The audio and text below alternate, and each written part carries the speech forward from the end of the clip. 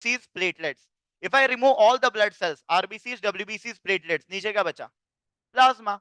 And if I store it at a freezing temperature, that is called as fresh frozen plasma, FFP. Now, fresh frozen plasma beta has plasma in it and a lot of clotting factors. Previous year question of your exam. Which among the following is the richest source of all clotting factors? Answer is FFP, that is fresh frozen plasma, is the richest source of all clotting factors beta. Second question of FFP. Sorry. The temperature of storage for FFP. Frozen hai na? We know whole blood and packed RBC can be stored at a temperature of plus 4 degrees Celsius. But fresh frozen plasma has to be stored at freezing temperature. Any temperature less than minus 18 degrees Celsius, but best answer minus 42 degrees Celsius. So please remember FFP or a fresh frozen plasma beta has to be stored at a temperature of minus 42 degree Celsius. That has to be remembered beta. Clear? That is important. Next important अगर मैं ये बोलूं कि I am going to remove RBCs, I am going to remove WBCs. तो बचा क्या? Platelets along with plasma. If I remove RBCs and WBCs from the blood, so definitely there will be platelets and plasma which will be left, and that is called as platelet rich plasma, also called as platelet concentrate. And platelet rich plasma or platelet concentrate which is there beta, it is the only component of blood, previous year question, which is stored at what temperature? Shabash, room temperature. Previous year question, only component of blood which is stored at a room temperature of 20 to 24 degrees Celsius is platelet rich plasma. तो platelet rich plasma के लिए कोई warming, कोई thawing की जरूरत है क्या? No warming, no thawing is required at all for platelet rich plasma. You can directly start the transfusions beta. Clear? So please remember the temperature of platelet storage is 20 to 24 degrees Celsius, that is room temperature. What is the indication of platelet rich plasma? कहाँ देते हो? Any condition where there is a decreased platelet count, that is thrombocytopenia, conditions like dengue, hemorrhagic fever, ITP, that is immune thrombocytopenic purpura, right? These are the conditions. Next beta, if I remove everything from the blood beta, thoda plasma hai and clotting factor 1 and 8 are present. What is that called as? Cryoprecipitate. Very good. So cryoprecipitate beta, it is a rich source of clotting factor number 1, that is called as fibrinogen, and clotting factor number 8 called as anti-hemophilic factor. So 1 and 8 are present in cryoprecipitate. Cryo का मतलब क्या होता है? Freezing. So cryoprecipitate is again stored at freezing temperature, any temperature below minus 18 degrees Celsius. Best temperature for cryoprecipitate minus 30 degrees Celsius beta. Best temperature has to be minus 30 degrees Celsius. What is the indication of cryoprecipitate? Hemophilia. Best C, hemophilia, most common type of hemophilia is hemophilia type A due to deficiency of clotting factor number 8. So best treatment has to be factor 8 concentrate. But agar factor 8 concentrate hai hi nahi, then the second best option is cryoprecipitate beta. And it is also used in OPS, PPH. Yes, when in cases of PPH beta, the fibrinogen level falls to less than 100, we have to give transfusion of cryoprecipitate to the patient as well. Clear? So these are all about the blood components you have to remember. ठीक है, तो जल्दी से एक बार temperature याद कर लो. Whole blood and packed RBCs plus 4 degree Celsius, fresh frozen plasma minus 42 degree Celsius, cryoprecipitate minus 30 degree Celsius, platelet rich plasma 20 to 24 degrees Celsius, that is room temperature. Clear? That is important. Shabash. If they give blood transfusion beta, please tell me what is the most common complication of blood transfusion? The most common complication of blood transfusion are the transfusion reactions beta. Most common complication of blood transfusion are the transfusion reaction. Now, which is the most common transfusion reaction seen after blood transfusion? Most common complication or most common transfusion reaction seen after blood transfusion is bukhar. So fever, but they do not write it as fever. Bache, what they write it as? FNSTR, febrile non-hemolytic transfusion reaction. The febrile non-hemolytic transfusion reaction is the most common complication after a blood transfusion beta. And febrile non-hemolytic transfusion reaction is nothing else but a simple febrile reaction, simple pyrexial reaction, matlab bukhar. If there is mild fever beta, I can manage my patient with and antipyretics like paracetamol. But if there is a severe fever, then I have to stop the blood transfusion beta. Clear? for febrile non-hemolytic transfusion reactions for those who are hearing it for the first time. Next important is ABO incompatibility beta. Another transfusion reaction is ABO incompatibility. इसका मतलब क्या? Very good. ABO incompatibility is nothing else but a mismatched blood transfusion बच्चे. It is a mismatched blood transfusion. इसका मतलब है बेटा that my patient was having a blood group which was A positive and I have given him a blood which is B positive beta. ठीक है? So patient was having a A positive blood group and I have given him a blood which is B positive. अब my patient is having A positive blood group. इसका मतलब his RBCs are going to have which antigen on the surface? A antigen. And which antibodies? B antibodies. Now when I will give a B positive blood beta to the patient, that means I'm giving him RBCs which are going to have B antigen on their surface beta. I'm going to give him RBCs which are going to have B antigen on the surface. Now, can I say that these B antibodies will identify this B antigen and target this B antigen beta? So initially it will form an antigen antibody complex or immune complex, due to which a lot of clumps or clots will be formed in the blood beta, and these clumps will glow and they will block the glomerulus of the kidney. अगर kidney का glomerulus block हो जाता है बेटा, please tell me, will there be filtration? So what will happen to the urine output? Decreases. So here in this case beta, please remember there will be a decreased urine output called as oliguria, and that is actually the most common sign of mismatched blood transfusion beta. Okay, oliguria. After oliguria beta, definitely what happens is RBCs which are there, see, these antibodies are going to target the antigen and they are going to kill the RBC. When these RBCs are going to be killed, there is hemolysis beta. The hemoglobin will go into the blood and that hemoglobin will go to the kidneys beta and it will get excreted out in the urine. When hemoglobin goes out in urine, it is called as hemoglobin urea. Hematuria means RBCs in the urine, that is bright red or cola colored urine. Brown or black colored urine is hemoglobin urea beta when free hemoglobin goes into the urine. Clear? So that is important. That is the second most common sign of ABO incompatibility beta. Clear? अब ये देखो glomerulus block हो रहा है. Second, hemoglobin उसको damage कर रहा है. Obviously, the patient's kidneys are going to get completely damaged, landing up into acute renal failure. Therefore, after few hours of blood transfusion, in cases of ABO incompatibility, my patient starts complaining of lumbar pain as well, beta. It is due to ARF in my patient. Clear? So that has to be remembered. So, if they ask you, beta, that ABO incompatibility or a mismatched blood transfusion is which type of hypersensitivity? Repeated question.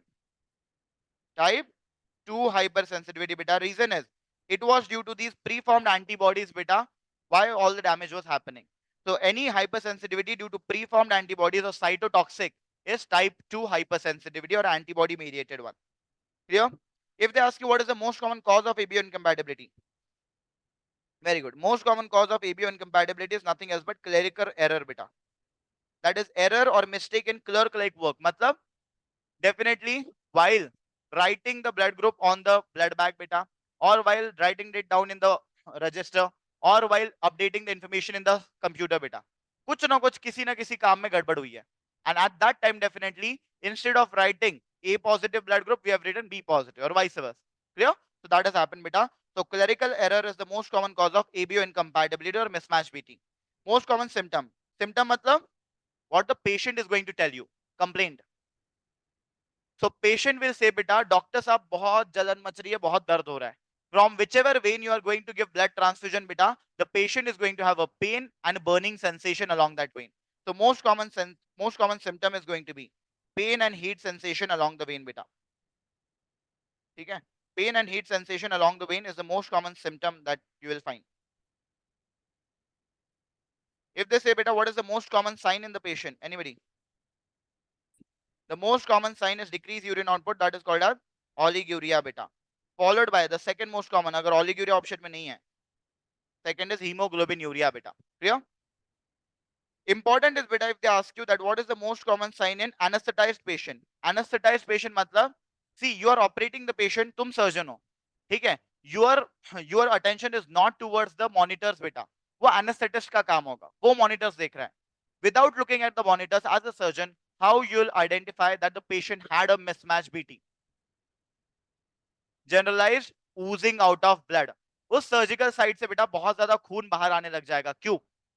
Reason is, beta, we know whenever the immune system gets activated due to hypersensitivity, the immune system is going to release a chemical mediator known as histamine.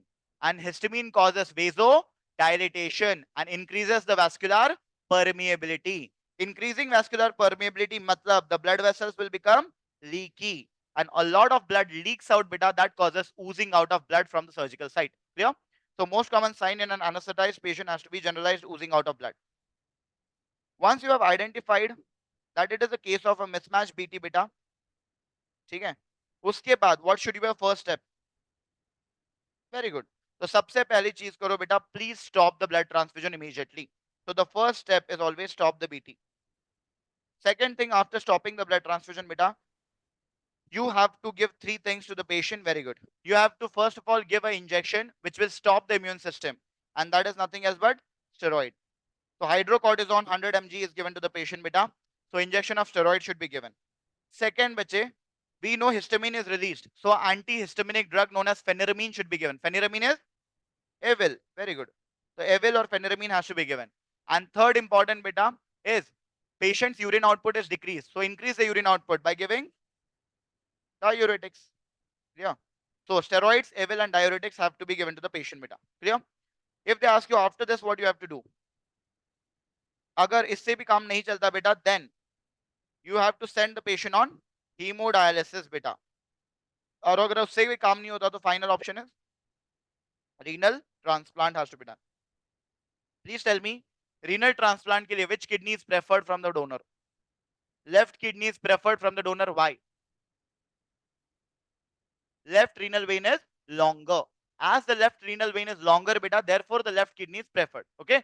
Next, where do we place the new kidney? In the right iliac fossa.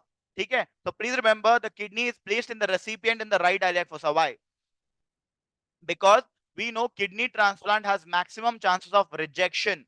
Okay. So in case if there is a rejection, beta, and we have to remove the kidney, for ease of removal, it should be placed in the right iliac fossa. आसानी से निकाल सकते हो. Clear? So that is important. Kidney transplant is an example of orthoptic or heterotopic transplant. बताया था मैंने. Orthoptic or heterotopic transplant? Heterotopic transplant. क्यों? Because we do not place the kidney in the original position, we place the kidney in a new position or a different position, beta, and it's not mandatory to remove the old kidney, right? That is called as a heterotopic transplant. Orthoptic transplant ka best example is liver, because we remove the liver from right hypochondrium and we place the new liver in the same side, beta. Clear? That is important. If I talk about massive BT, bache, massive blood transfusion. Now, if I talk about massive blood transfusion, it is nothing else but replacement of almost the whole blood volume of the patient. Whole blood volume कितना होता है approximately? 5 liters. So replacement of either whole blood volume of the patient or giving or transfusing how many units of blood? 10 units of blood within a span of 24 hours. ये definition याद रख लो बेटा. Transfusion of 10 units of blood within a span of 24 hours बेटा. 1 unit of blood or 1 bag of blood contains approximately how much blood? 350 to 450 ml. India made is around 350 ml. USA made is around 450 ml beta. Clear? So approximately 10 units becomes 4.5 liters, right? So transfusion of 10 units of blood in a span of 24 hours, or normally एक blood bag कितने time में चढ़ाते हो? One blood bag should be given over a span of 4 hours beta. But अगर एक घंटे में 4 blood bag चढ़ा दो तुम, in 1 hour if you are going to transfuse 4 blood bags beta, that is what is called as a massive blood transfusion. Clear? That is important beta. Or transfusion or replacement of 4 units of blood within a span of 1 hour beta. Replacement or transfusion of 4 units within a span of 1 hour. That is also massive BT beta. अगर massive blood transfusion करते हो बेटा, there's a very high risk that you are giving a lot of fluid, that too very rapidly. So much amount of fluid, that too rapidly beta, may land up the patient into volume overload. Patient में volume overload के chances होते हैं, right? That is one reason. Apart from that, the patient can also have other problems that may arise. What is the lethal triad of massive blood transfusion? जिसकी वजह से death होती है patient के after massive BT. सबसे पहले we know beta that the PRBC or whole blood is stored at a temperature of plus 4 degrees Celsius. What is your core body temperature? Plus 37 degrees Celsius beta, approximately. If you give a blood at 4 degrees Celsius beta, your suddenly core body temperature drops down, called as hypothermia. And definitely that's the reason beta, before every blood transfusion, we have to wrap the blood bag in a blanket beta and that is called as warming. Warming should be done for at least a span of half an hour beta, 30 minutes के लिए. Minimum time for warming has to be 30 minutes. ठीक है? But in case beta, in cases of massive blood transfusion, when you have to give rapid transfusions beta, do we have enough time for warming? No. Okay, if it is a tertiary care hospital, okay, तो उसमें तो inline warmers available है आजकल. So definitely when you transfuse the blood, okay, during that time the blood gets warm. चढ़ते चढ़ते blood गर्म हो जाता है due to the inline warmers. But usually in the periphery beta or smaller hospitals, inline warmers are not there. So therefore you have to give a cold blood a lot of times. And that's the reason the patient may land up into hypothermia. When the patient will go into hypothermia beta, please tell me, will his body work normally now? No. So activity of his clotting factors is going to decrease beta. Agar activity of clotting factors decreases, will they form a clot? No. And if they do not form a clot, will the bleeding stop? No. The patient will continue to bleed. And this condition is called as coagulopathy bache. This is what is known as coagulopathy. Clear? Third, the stored blood which is there beta. What is the pH of stored blood? 6.2 to 6.4. What is your normal blood pH? 7.35 to 7.45. If you give a blood which is stored at 6.2 to 6.4 beta, definitely the pH of your blood is going to fall, and that will cause metabolic acidosis. That is another reason why the activity of clotting factor decreases. ठीक है, क्योंकि हमारी body को बस normal चीजों में काम करने की आदत होती है, अब नॉर्मल चीजों में वो रुक जाती है. Clear? That is important. So hypothermia, coagulopathy, and acidosis together are called as a lethal triad of massive blood transfusion beta. That causes death in the patient. Now, important is to avoid this coagulopathy beta. हमें पता है कि the clotting factors become inactive. They do not form a clot in massive VT. So it's better that we give the clotting factors and platelets from outside. पहले ही दे दो, right? So in massive blood transfusion, we do not only give packed RBC beta. Along with packed RBC, always give clotting factors and platelets from outside. What was the richest source of all clotting factors? Fresh frozen plasma. And platelets के लिए platelet rich plasma. So in cases of massive BT beta, we do not only give a PRBC, we also give fresh frozen plasma and platelet rich plasma to avoid coagulopathy. Ratio has been asked in your examination. So ratio is 1:1:1, या फिर in massive BT it has to be 6:6:6. That is the ratio in which beta you have to give packed RBCs, FFP and PRP to the patient in cases of massive blood transfusion. Then with this, if they ask you what is the most common complication of massive blood transfusion, very good. You give a lot of fluid, that too very rapidly in a patient beta. See, healthy individuals like you and me will be able to handle. But if there is an anemic individual beta, or if there is an elderly individuals, uska heart kaisa hai beta, strong hai, weak hai? Weak. And if the heart of the patient is weak beta, definitely there will be a lot of pressure on his heart, and that heart will get exhausted and will not be able to pump. That is called as congestive heart failure. So the most common complication of massive blood transfusion has to be a congestive heart failure itself. Clear? It is usually seen in elderly or anemic patients itself. If they ask you beta, previous year question, all the electrolytes which are there, they decrease in cases of massive blood transfusion except one which increases. Potassium. Yes. Hyperkalemia will be seen. बाकी सब कम होता है. There is hypocalcemia, there is hypomagnesemia, there is hypophosphatemia. Except potassium increases beta. Reason for potassium increasing, we'll talk about that. It is hyperkalemia beta. क्या होता है reason potassium increase होने का? First, as normally what is the lifespan of RBC beta? 120 days. But lifespan of RBC in transfused blood is almost half, 50 to 60 days. That means the RBCs will get destroyed before time. And if the RBCs are destroyed faster beta, we know that inside the cell we have more potassium or more sodium. Inside the cell we have more potassium. So when the RBC will be destroyed due to hemolysis, all the potassium gets released into the blood, causing increase in the potassium levels, causing hyperkalemia. And that hyperkalemia can land up my patient into arrhythmias as well beta. Clear? That is important. Second reason for hypokalemia, I told you, initially there is metabolic acidosis.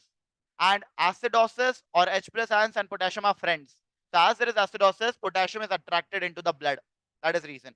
Later on, there will be hypokalemia. Reason? Later on, beta, there is metabolic alkalosis which happens. Q. Because the anticoagulants which were present in blood, CPD, CPDA, all of them will be broken down by the liver. And when they are broken down by the liver, beta, they will release a lot of bicarbonates. Bicarbonates are acidic or alkaline? That is the reason later on after massive BT, the patient goes into metabolic alkalosis. Alkalosis and potassium are enemies. So it sends the potassium back into the cell beta. That's the reason the patient will develop hypokalemia later on. Clear? So याद रखना दोनों होता है. Initially there is hyperkalemia beta, that has to be remembered. It has been asked in your exam. If they ask you what is the most common cause of death after massive blood transfusion? Most common cause of death. Please remember beta, these platelets or clotting factors will combine together and they will form hundreds and thousands of clot in the blood. But these clots are of no use. Reason is they are not formed at the bleeding site. So if these clots will not be formed at bleeding site, will the bleeding stop? No. But अब इसकी वजह से हुआ क्या? As a lot of clots were formed and all the clotting factors and platelets were used up beta, there are no clotting factors, no platelets left for forming a clot at the bleeding site and the patient continues to bleed. When there are hundreds and thousands of clots formed throughout the circulation inside the vessel, is called as DIC, disseminated intravascular coagulopathy. ठीक है? And as all the platelets and clotting factors are consumed in this, it is also called as consumptive coagulopathy. Beta. Clear? So most common cause of death is nothing else but DIC, which is disseminated intravascular coagulopathy. ठीक है? Understood? So that has to be remembered. Important surgical instruments. Let's talk about that. इसके पहले बस एक बात बता दो, massive BT के दो कॉम्प्लिकेशंस, वो तो मैं सबको पता है, रट गए तुम्हें. First important beta, if I say after massive blood transfusion, my patient is having respiratory distress. Okay? As he was having respiratory distress beta, we did a chest x-ray. On chest x-ray, I'm able to see bilateral pulmonary infiltrate. मतलब दोनों lung में whitish patches दिख रहे हैं बेटा. If there are whitish patches in lung, that is suggestive of air or fluid? Fluid inside the lung. So bilateral pulmonary infiltrates were there because there was fluid collected in the lung. And fluid in the lung is called as pulmonary edema. So due to pulmonary edema, the patient was having these patchy infiltrates in the lungs beta. I saw the cardiothoracic ratio beta, matlab the size of the heart in comparison to the chest. So the cardiothoracic ratio of the patient was normal. Okay? Apart from that, the BNP levels, brain natriuretic peptide, BNP levels were absolutely normal. What is the likely diagnosis? Shabash. It is a case of TRALI. What is TRALI? Transfusion related acute lung injury beta. ठीक है, ये कब होता है? हर patient में होगा क्या massive BT के? नहीं. It will only happen in those patients beta who have anti-HLA antibodies. So the anti-HLA antibodies which are there beta, in those patients they develop TRALI. क्या होता है? They have anti-HLA antibodies, you are giving HLA. Therefore there is again a activation of immune system and there is a hypersensitivity reaction. Due to which beta there is inflammation of the pulmonary blood vessel, due to which the pulmonary blood vessels become leaky and all the fluid leaks out and collects inside the alveoli, causing pulmonary or alveolar edema. अब इसमें heart involved था क्या कहीं भी? No. So it is cardiogenic or non-cardiogenic? So please remember, TRALI is a non-cardiogenic pulmonary edema. So will the size of the heart increase? No. So the CT ratio remains absolutely normal.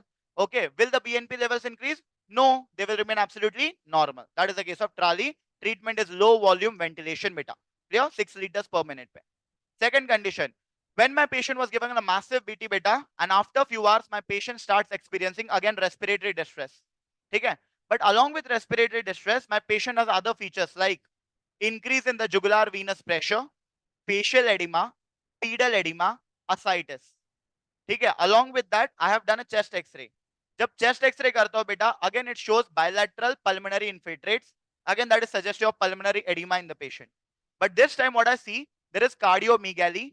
As the shadow is increased, beta, the CT ratio of the patient increases, and BNP levels of the patient are also high. What is the likely diagnosis? TACO. TACO is nothing else but transfusion associated cardiac overload or transfusion associated circulatory overload. As you give a lot of fluid, the patient's heart goes into congestive heart failure, and as it is not able to pump the blood beta, there is pooling of blood in the pulmonary blood vessel causing pulmonary edema. As that pulmonary edema was due to heart failure, it is cardiogenic or non-cardiogenic? It is a case of cardiogenic pulmonary edema. So TACO causes cardiogenic pulmonary edema. And as there was a heart failure beta, so you will be able to see all the signs of heart failure, like increase in JVP, facial edema, pedal edema, hepatomegaly, ascites. All of these symptoms will be there. As it was congestive heart failure, the size of the heart increases, due to which the CT ratio also increases on the chest X-ray. and as it is heart failure, the body is going to release BNP. So BNP levels are also going to be high. टाको में बेटा the problem is volume overload, ज्यादा volume हो गया है. Treatment क्या दोगे? निकालो इसको बाहर. That is diuretics बेटा. Clear? So Lasix has to be given. Done? These are the commonest questions in FMG and NEET PG beta. So please remember, don't confuse with TACO and TRALI. Both are important. Surgical instruments. The first one, what is this? This one is nothing else but the Ryle's tube beta or the nasogastric tube. If I talk about the Ryle's or the nasogastric tube, bache, okay, please remember how much length of the Ryle's tube should be inserted. How much length of the Ryle's tube should go inside the nose of the patient? You have to measure the distance from tip of the nose till the ear lobule down till the Xiphis sternum. This much amount of length has to go inside the patient's nose beta. Again, I'm saying from tip of the nose till the ear lobule down till the Xiphis sternum. This is the length to be inserted inside the patient's nose. It approximately comes around 50 to 60 centimeters beta. Clear? So that has to be remembered. Important is Ryle's tube or nasogastric tube should be preferably inserted in sitting or supine position. Very good. It should be preferably inserted in sitting position beta. With neck in flexion or neck in extension. With neck in flexion beta, side flexion. Reason is when the neck is slightly flexed beta, the nose and nasopharynx are in a straight line, you can insert the NG tube easily beta. Along with that, what you will advise to the patient?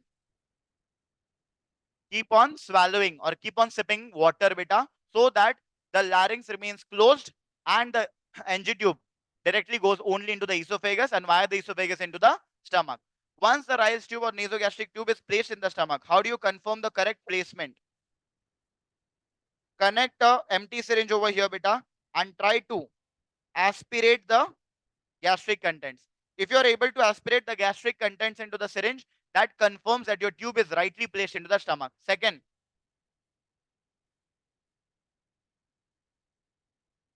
push air beta with the help of an empty syringe. And while you push air into the tube, auscultate over the epigastrium to hear the gush of air. If you are able to hear the gush of air beta after pushing the syringe pushing the air definitely, this confirms that your tube is rightly placed into the stomach beta. ठीक है? ये right placement वाला एक बार एक ही जगह पे सब याद रख लो. Ryle's tube के लिए definitely correct placement is confirmed with the help of aspiration of gastric content or pushing the air and auscultating over the epigastrium. How do you confirm the correct placement of a central line?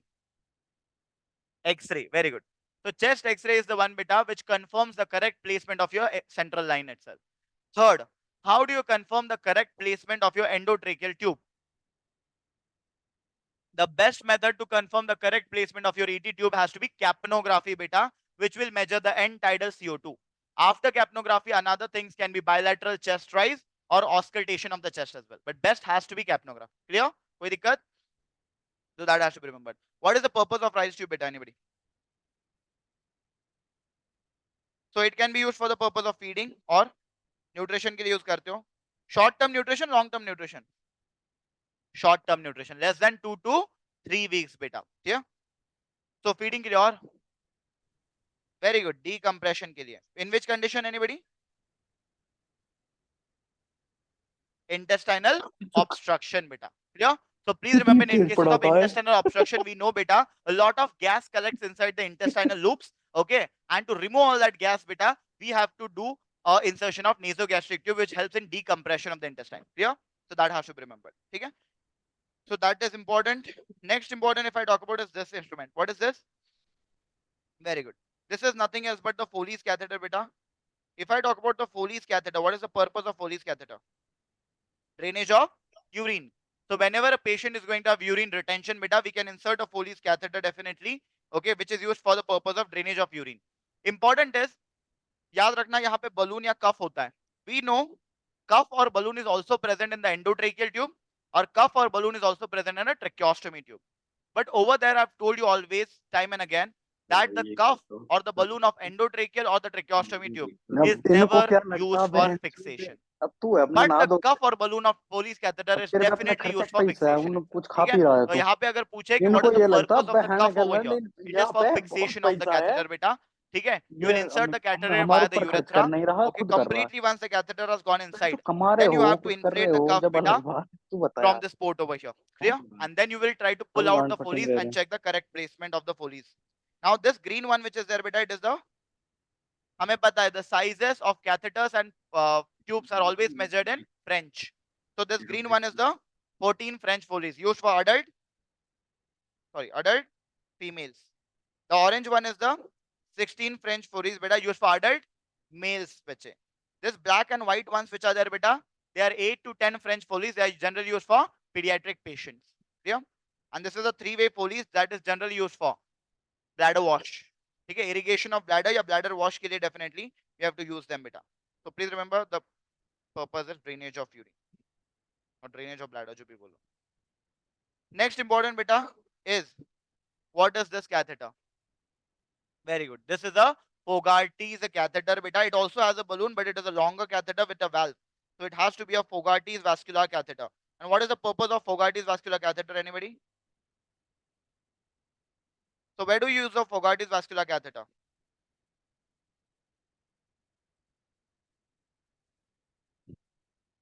For the purpose of angioplasty beta, you have to use the Fogarty's vascular catheter. Second, to remove any embolus or any thrombus beta. In cases of embolectomy or thrombectomy also, you have to use a Fogarty's vascular catheter itself. Please remember that. Please tell me, Fogarty's vascular catheter, if I try to insert it via the femoral vessel, what is that technique called as? When I insert the Fogarty's catheter, previous year question hai, via the femoral vessel, that technique is known as?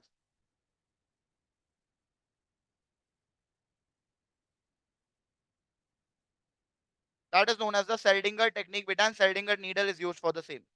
Okay? So when I insert the Fogarty's catheter via the femoral vessel, it is the Seldinger technique that we are going to use. Clear to all of you? That has to be remembered. Next is this catheter out here. What is this? Previous year image based question. It is the Swan-Ganz catheter beta. If I talk about the Swan-Ganz catheter now, please tell me what is the purpose of Swan-Ganz catheter? कहाँ use होता है? Very good. Please remember, Swan-Ganz catheter is used to measure pressures beta. And what are the pressures that it can measure? PCWP, that is pulmonary capillary wedge pressure, or CVP, that is central venous pressure, or pressure in the right atrium and the right ventricle. So in the right side of the heart. So the pulmonary capillary wedge pressure, central venous pressure, and pressure in the right side of the heart beta can be measured with the help of a Swan-Ganz catheter. बच्चे. Clear to all of you? That has to be remembered. No issues still here. अब ये बताओ मुझे कि PCWP and CVP, why they are important? Where do they help us? क्यों measure करना है इनको?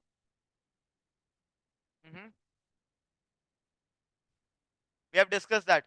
Agar, if some patient comes to you in shock beta, right, and you have to start giving fluids to that patient, you have not started yet, तुम्हें अभी शुरू करना है, so definitely how much amount of fluid is required to the patient in shock beta, how are you going to decide that? The best indicator to determine the amount of fluid required in shock, previous year question answer is PCWP. Option में नहीं हो तो second best answer is CVP.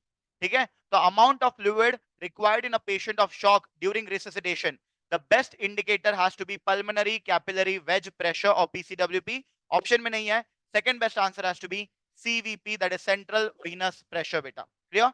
एक बार fluid resuscitation start कर दिया. Once you have started fluid resuscitation, now whatever amount of fluid that you are giving to the patient, is it enough or not? How we are going to decide that? That is decided by urine output. ठीक है? Once you start giving the fluid, अब जितना fluid मैं चढ़ा रहा हूं उतना काफी है या नहीं है? The amount of fluid that we are giving, is it adequate or not? That will be decided by urine output beta. Clear? So that is important. तो दोनों में डिफरेंस से याद रखना, दोनों के लिए सेम आंसर नहीं मार्क होना चाहिए. Next is this. What is this? Shabash. This is nothing else but a central line kit beta. If I talk about a central line, we know that it should always be inserted under ultrasound guidance beta. And the central line which is there beta, here you have to remember that what is the purpose of central line? First, it is generally used for dialysis के लिए, better is fistulas to be used always. Very good. Parenteral nutrition. We know beta that parenteral, we have two types of nutrition, right? whenever the food will get absorbed via the intestine, that is called as enteral nutrition. Enteral nutrition can be oral, nasogastric tube, nasojejunal tube, feeding gastrostomy, feeding jejunostomy. All of these are enteral itself. When we directly deliver the nutrition of food into the blood vessel, that is called as parenteral. Parenteral nutrition can be given by a peripheral IV line, by a PICC line. What is PICC line? Peripherally inserted central catheter, PICC line, PICC. Okay? And third is the central line, which is the best route for parenteral nutrition. Central line is the best route for parenteral nutrition, and least preferred one is peripheral IV line, beta. Why peripheral IV line is the least preferred route? Important is beta, parenteral nutrition, matlab the patient is only reliable on these fluids. So we have to give sugar-rich solutions during parenteral nutrition. If you give sugar-rich solution in via the peripheral IV line, there will be more risk of bacterial infections and thrombophlebitis. Clear? That is the important reason. Next important, central line is also used for the purpose of delivering chemotherapy beta. Chemo ports जो होता है वो central line के साथ ही डाले जाते हैं. Next important beta, if I talk about, it is also used in cases where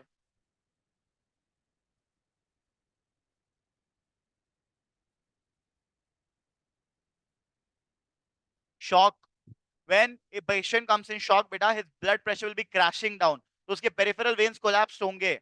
So if peripheral veins are collapsed beta, will you be able to get a peripheral IV access? No. Then in that condition you have to go for a central line insertion itself. Clear? That is important beta. Okay, so these are the indications. Important one. What is the best site for central line insertion? Very good. 2 fingers below the clavicle beta, that is the subclavian vein. The best site for central line insertion has to be the subclavian vein.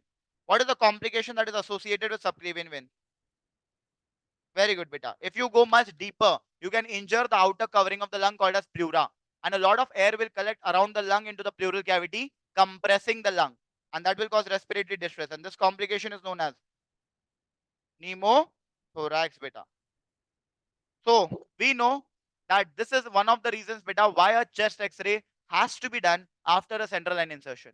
Okay, 2 reasons for X-ray after a central line insertion. One, to check the correct placement of the central line. Second, to rule out pneumothorax, beta. Clear? That is important. Next important, if they ask you, which is the most common site used for central line insertion? The most common site used for central line insertion is the IJV, beta, or the internal jugular vein. But which is the least common vessel preferred? Very good. The least common vessel preferred for a central line insertion has to be a femoral vein. Why? Because we know femoral vein is an unhygienic area, beta. So there is high risk of infections and thrombosis. This was a previous year question. The complications that are associated with femoral vein central line insertion has to be a very high risk of infection and thrombosis, beta. That's the reason femoral vein is the least preferred route for central line insertion, beta. Clear? Next, if they ask you, done. What is this instrument out here? This is nothing else but a Romovac suction drain, beta. This is nothing else but a Romovac suction drain. We know after surgery, beta, in whichever surgery there is a chance of fluid collection or blood collection after the surgery, we always have to place a drain, beta, so that we don't have to open the surgical site again.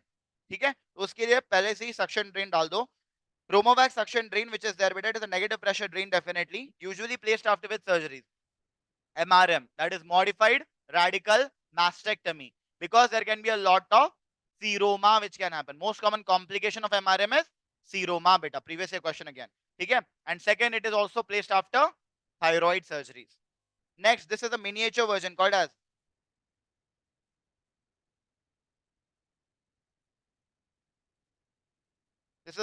drain, beta, called as a Jackson-Pratt drain. And Jackson-Pratt drain is also a negative pressure drain, beta, because we press the bulb and then we close the cap and then we release. So a negative pressure vacuum or a suction is created, which will pull any secretions or fluid, beta, which are collecting at the surgical site. Okay? So that is important. This is the Jackson-Pratt drain used after sentinel lymph node biopsy. क्योंकि जब sentinel lymph node biopsy करोगे, there can be injury to the lymph nodes, which can cause leakage of lymph. So to prevent that, we have to insert a Jackson-Pratt drain. Jan 2023 question, beta. This is nothing else but a linear stapler, bache. If I talk about linear stapler, please tell me that linear stapler is generally used for which kind of surgeries? Linear stapler is generally used for gastrointestinal surgery, beta. One bariatric or metabolic surgery which is used for weight reduction, where we cut the part of the stomach and we only leave behind a sleeve-like stomach, beta, called as sleeve gastrectomy. So linear stapler is generally used for sleeve gastrectomy. Second, beta, in Zenker's diverticulum, when there is a outpouching from the esophagus. To perform a diverticuloesophagostomy, beta, we also use the linear stapler. That is called as which procedure? Dohlmann's surgery. Very good. Dohlmann's procedure, beta. Clear? For that, we use the linear stapler. What is this? Circular stapler. Please tell me that circular stapler is generally used for which surgery? Commonly. Very good. The surgery of choice for hemorrhoids nowadays. We know, beta, पहले hemorrhoids के लिए we used to remove the hemorrhoid and then we used to suture the base. That was called as hemorrhoidectomy. But that causes a lot of blood loss.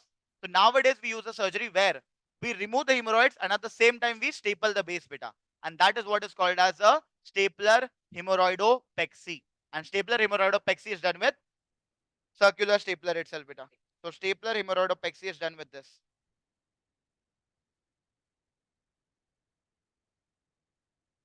Clear to all of you? Done? Now, next surgical instruments, beta. See, surgical instruments are asked in examination at times, so it's better कि एक बार देख लो. Nobody is going to go into details everything. ठीक है, but at least image पता होनी चाहिए. The first one, anything which is used to hold some hold structures in the surgery is called as forceps. Forceps and scissors कैसे differentiate करते हो? Shabash. It is going to have this locking system called as ratchet, beta. So if locking system or ratchet is there, it has to be a forceps, beta. Clear? अब यहाँ पे देख सकते हो straight blades है and these blades are having tooth, beta, for a firm grip. What is this forceps called as?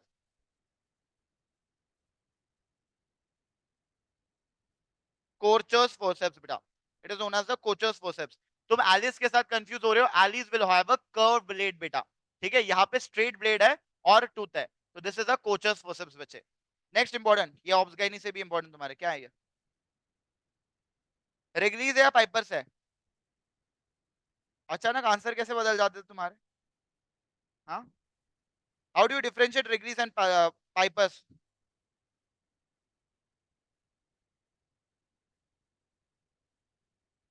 It is the handle.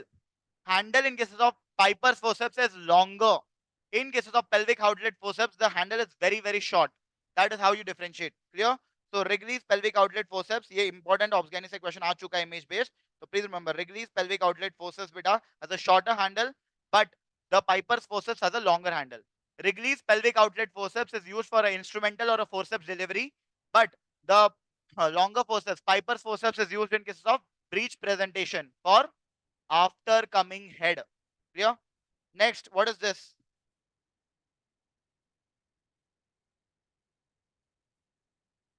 This is known as Valsalm forceps, beta. Valsalm forceps is usually used to hold the cervix usually. Whenever you have to take a biopsy, you can hold the cervix with the help of Valsalm forceps. Clear? Next important. ये क्या है अभी?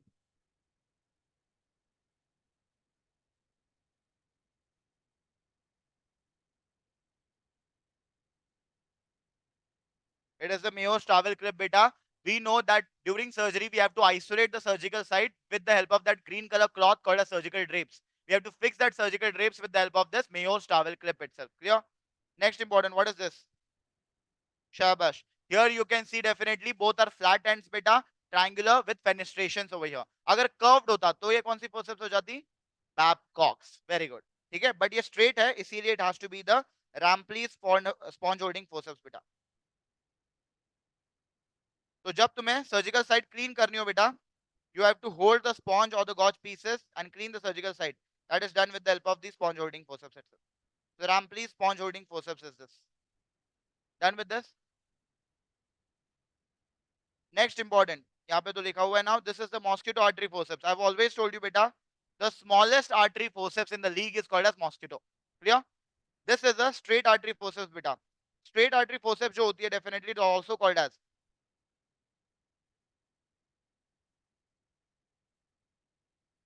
Spencer Wells straight artery forceps. ठीक है?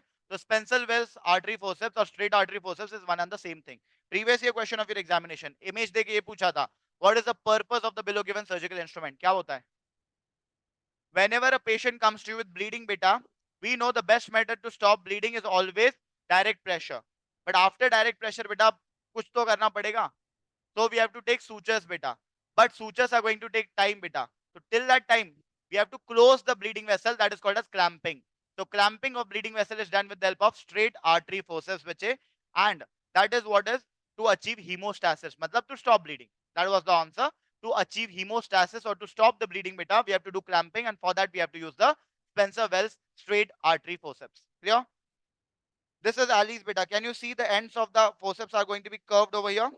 And along with curve, beta, there will be a lot of tooth edges over here, beta. This is Ali's tissue forceps. Please tell me, Ali's tissue forceps has tooth for firmer grip. It is definitely used to hold delicate structures or tough structures. Very good. It is used to hold tough structures, beta, something like the fascias. Whereas this is the Babcock's forceps. Babcock forceps has curved blades again, but along with fenestrations, beta. And it is used to hold which kind of structures? We know Babcock's forceps is generally used to hold, beta, delicate structures, something like bowel, ureters, common bile duct. All of these hollow, delicate structures are held with the help of Babcock's forceps. What is this?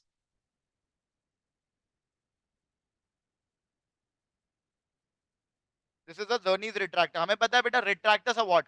If we make an incision, we have to separate the layers, beta, so that the lower layer is visible properly. So retraction is done with the help of instruments called as retractors. Retractors are of two types. If we have to hold them throughout the procedure, they are called as non-self-retaining retractors. If I can fix them with the help of a screw, they are called as self-retaining retractors. All of these are non-self-retaining. The first one is called as Zerni's retractor, beta. ठीक है? Next one, ये तो पता ही है अभी. Doyen's retractor. Previous year question, what is the purpose of Doyen's retractor? Very good. So we know, beta, Doyen's retractor is generally used to retract the urinary bladder, beta. कब urinary bladder retract करना पड़ता है? LSCS. In cases of lower segment cesarean section, we know, beta, we give a lower segment incision. Here, the bladder is going to be anterior and uterus is posterior. So you have to pull down the bladder, and that is done with the help of a Doyen's retractor itself. Clear? That is important. This reverse L-shaped retractor. Lagenbach's retractor, beta. So this reverse L-shaped retractor has to be a Lagenbach retractor, that has to be remembered. Clear? Now Lagenbach's, you can see the blade, beta, it is very, very narrow. It is rectangular and narrow blade. अगर broad blade होता है, that is given below. This one, what is this one? Morris retractor. A square and a broad blade, beta, is called as Morris retractor. For example, I am doing a cholecystectomy, bitche. What is cholecystectomy? Removal of gallbladder, beta. At that time, you have to retract the liver. So liver, like larger organs, are retracted with the help of Morris retractor itself. Okay? What is this? Shabash. In cases of ENT surgery, beta, we have to use this retractor called as the mastoid retractor, bitche. Tympanoplasties पढ़ी होगी ना, तो tympanoplasties में mastoid retractor is used generally. Done with this? Next important is this, beta. ये तो बीच वाला Doyen's है, इसको छोड़ो, बाकी साइड वाला बताओ. Very good. It has a screw, beta. It is a self-retaining retractor. So it is a Balfour's retractor. Balfour's retractor, we know it is used for abdominal surgeries, beta. This is a Balfour's retractor over here. ये क्या system है? There are multiple retractors you can see which are attached over here, beta. Deaver भी है, Lagenbach's भी है, सब है. But this is a single system which is there, जिसमें बहुत सारे retractors attached है. कब होता है? For example, we have to do a major surgery in the abdomen, like Whipple's. अब विपल्स में बेटा कब तक तुम पकड़ के रखने वाले हो? It is a 4 to 5 hour long surgery minimum. ठीक है? सो इन दैट कंडीशन बेटा we place this kind of a retractor system जिसमें सब रिट्रैक्टर्स लगा दो. ठीक है? So this is what is called as a Bookwalter system. This is known as the Bookwalter system. Done with this? Then Sarkari image of your exam. Yes, that is nothing else but this Veress needle, beta. Okay, Veress needle, if I talk about, beta, please remember it has a valve over here. This Veress needle which is there, it is used during which kind of surgeries? It is generally used for laparoscopic surgeries. And what is the purpose of Veress needle, beta?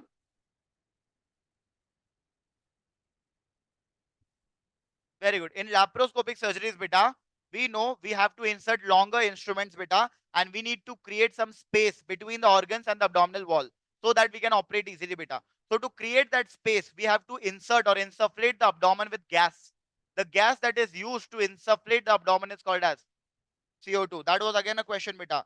The most common gas that is used during laparoscopic surgery has to be carbon dioxide or CO2 gas.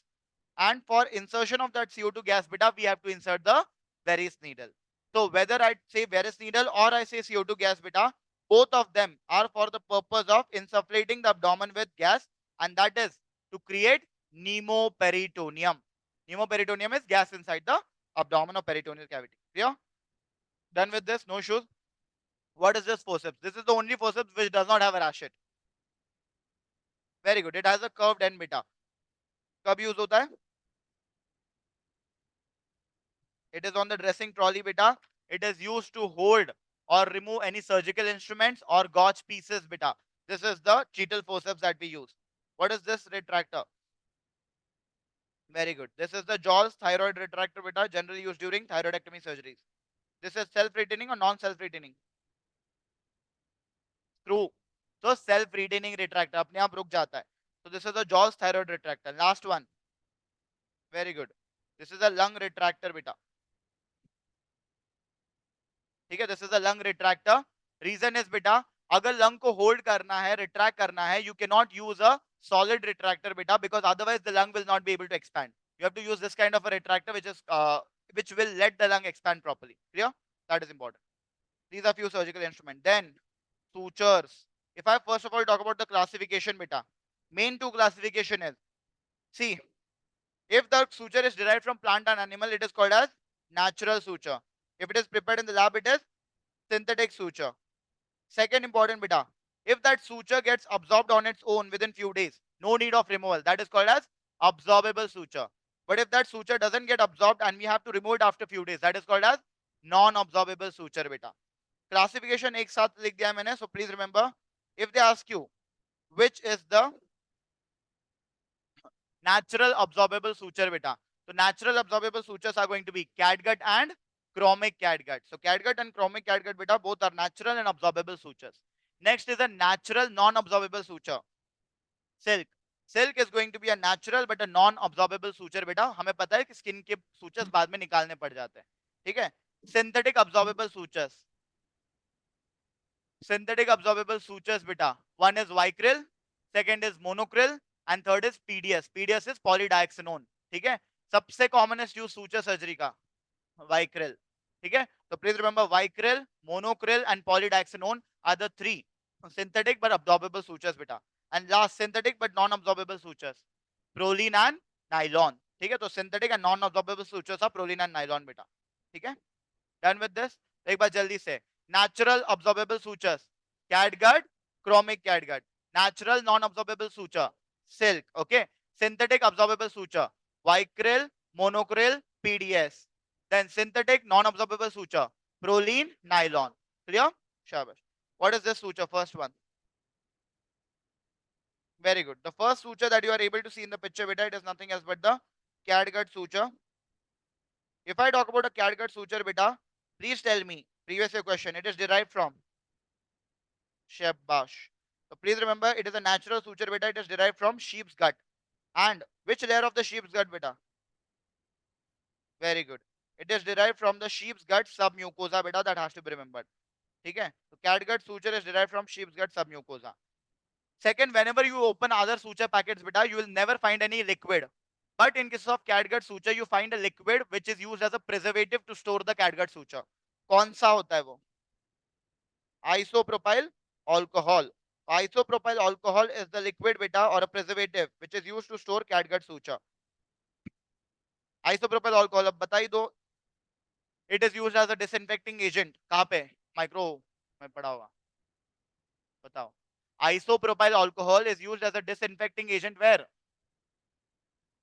Thermometers or stethoscopes. So stet and thermometers के लिए we use isopropyl alcohol. Endoscopes के लिए 2% glutaraldehyde side X. Clear? That is important. अभी कोई ये बहाने नहीं देने का कि ये तो इस सब्जेक्ट का है, ये तो उस सब्जेक्ट का है. Doesn't matter. एग्जामिनर नहीं बोलने वाला वो किस सब्जेक्ट का है. इंटीग्रेशन स्टार्ट कर दो. ठीक है? That is important. Next important बेटा, if I talk about as catgut suture की अगर मैं बात करूं, what is the absorption time? Very good. It gets absorbed within a span of 60 days or 2 months, beta.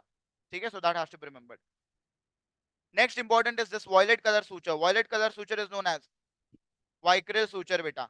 अगर Vicryl option में नहीं हो तो very good. Another name of Vicryl is also called as polyglactin suture बेटा. So Vicryl or polyglactin suture is synthetic suture, unabsorbable. So it gets absorbed within how much time? Very good.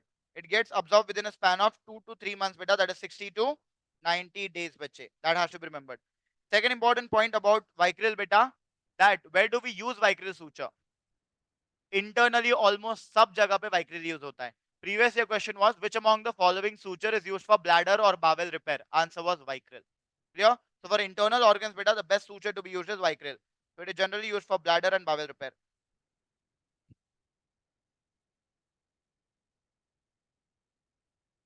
Done? This navy blue, sorry, this sky blue suture beta, it is nothing else but proline suture बच्चे. Polypropylene भी बोल सकते हो. So proline or polypropylene suture which is there, definitely it is going to have more tensile strength. Okay, and it is generally used for anybody. Very good. It is generally used for a vascular repair beta. और previous year question एक बार. Very good. Abdominal surgeries में बेटा जब तुम्हें rectus sheath close करनी होती है, for rectus sheath closure also there was a question. Which among the following suture is used for rectus sheath closure? Answer was proline suture itself. ठीक है?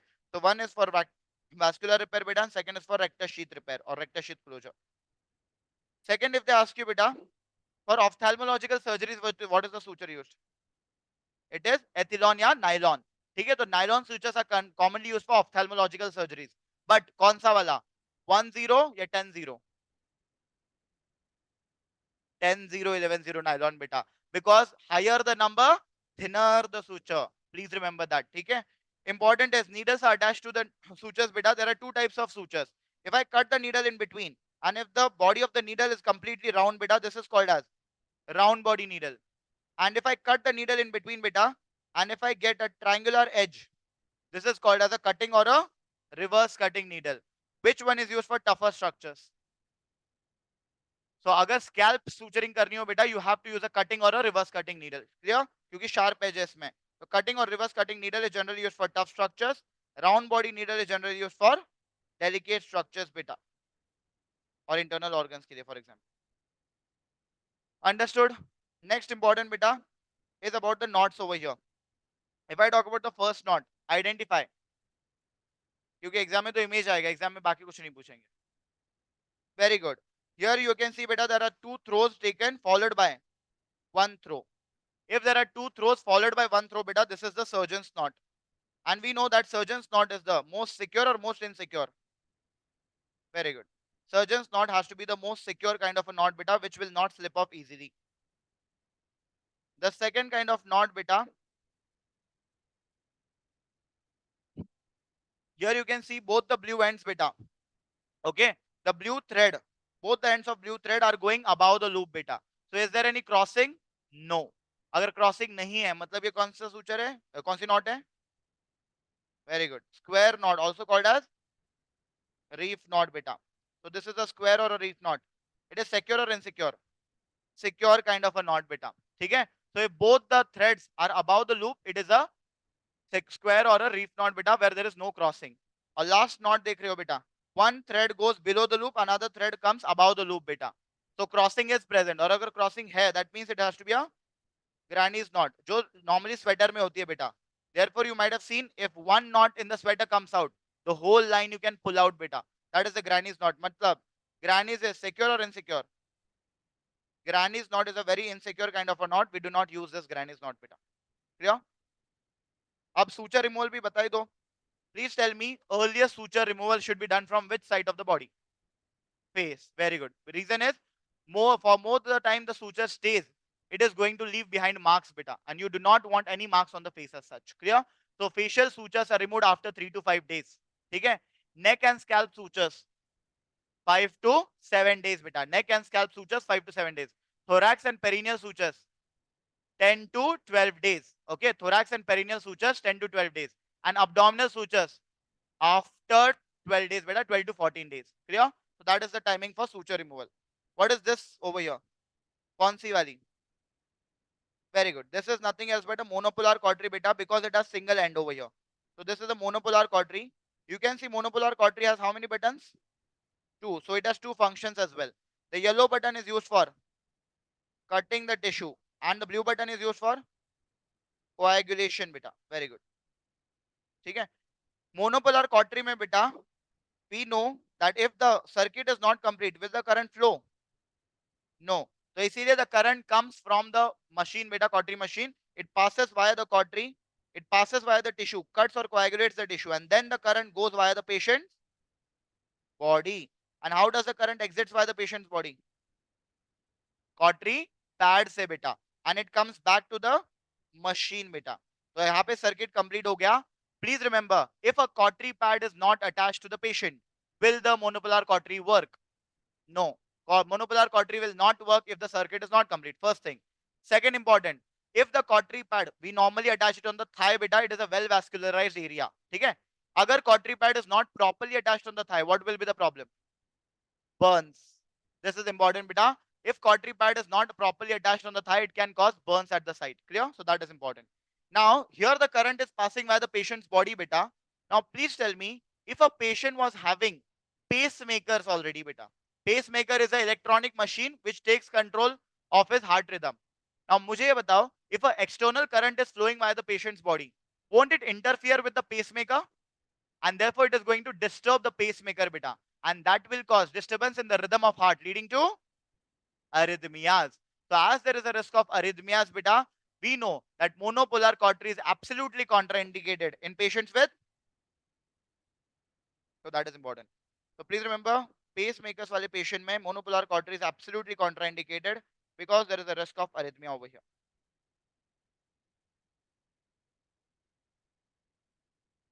Done. Next important beta, what is this over here? This is a bipolar cautery beta. Bipolar cautery which is there. You are able to see here there are prong like ends beta, दो ends होते हैं इसीलिए bipolar. Here the current comes from one end, then does the function and goes back via the other end beta. So the circuit is complete locally. Here the current does not pass via the patient's body. So is it safe or unsafe? Absolutely safe to be used in patients with pacemakers as well beta. That is important. Second, कोई button दिख रहा है क्या? So it is only responsible for one function. What is that? Bipolar cautery is only responsible for coagulation beta. It cannot cut the tissue. That has to be remembered. Okay? And it is absolutely safe beta in the patients with pacemakers as well. Done with this? Okay? Now if I talk about wounds, bache, so the first ones that you are able to see beta, it has superficial wound which is going to damage the outermost layer of skin, that is epidermis. This is called as abrasions. Abrasions are due to friction of the skin beta with a rough surface, most commonly seen due to road traffic accident. And the most common type of abrasions in RTA is known as grazed abrasion or friction burn, brush burn, or a gravel rash. Clear? So please remember the most common type of abrasions in RTA is called as gravel rash, grazed abrasion, friction burn, brush burn, kuch bhi bolo. Next, this is a deeper injury beta, but this deeper injury is done with a heavy cutting weapon, something like a axe. कुल्हाड़ी के साथ क्या हुआ वार है बेटा ये. And here it is going to have irregular margins beta. And the nerves and the hair follicles at the base of the wound will be cut or crushed. Crushed. What is this region? Very good. This is the laceration beta. If I talk about laceration, it is a close differential diagnosis for incised wound. Laceration is done with a heavy cutting weapon, but incised wound is done with a light, sharp cutting weapon, something like a surgical blade beta. Important is laceration will have irregular margins, but on the other hand, incised wound will have regular sharp margins beta. First thing. Second, nerves and hair follicles will be crushed in the cases of laceration and cut in the cases of incised wound beta. Clear? So that is important. So irregular margins will be there and crushing will be seen beta. Next, what is this? So we know बेटा 17-18 साल का लौंडा अपनी girlfriend को धमकी दे रहा होता है कि मैं नस काट लूंगा, तू हाँ बोल दे. अगर वो नहीं बोलती बेटा, मजाक मजाक में क्या हो जाता है, एक कट ज्यादा लग जाता है. And definitely now he comes out shouting to the emergency beta. This is nothing else but suicidal wounds or hesitational cuts or tentative cuts beta.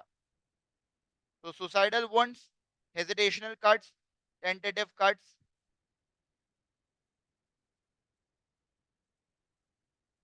किसका?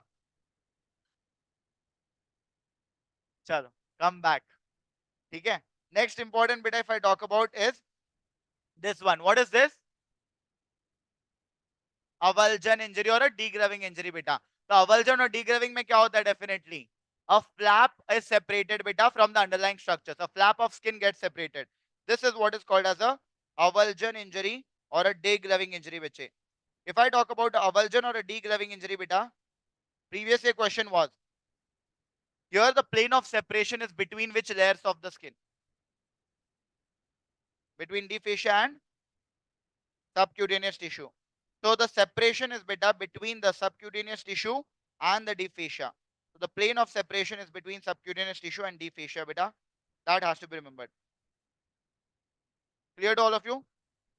Next important one is this beta. What is this? Superficial subcutaneous bleeding beta.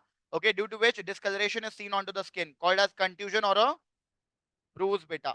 Okay, so this is nothing else but a contusion or bruise. Previous year question मैंने बोला था जिसमें raccoons eye या pandas eye दिया था बेटा. And they asked that this is which kind of a bleeding. We know raccoons or pandas eye is a contusion or a bruise itself. And the answer was subcutaneous bleed it is. Clear? So it is due to rupture of venules beta. Why a contusion or bruise is usually seen in the patient. It is a subcutaneous bleed. Clear? Next, if I talk about this, what is this? A patient was in prolonged immobilization as he was bedridden.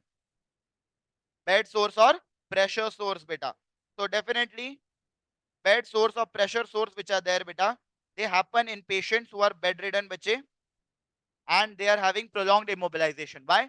Because if they lie in the supine position for longer durations of time beta, all their body weight is supported on the pressure points like occiput, shoulder blades, sacrum, ischium and the heel. Most common site for pressure source. Very good. The most common site for pressure source which is there beta, it is the ischium followed by sacrum.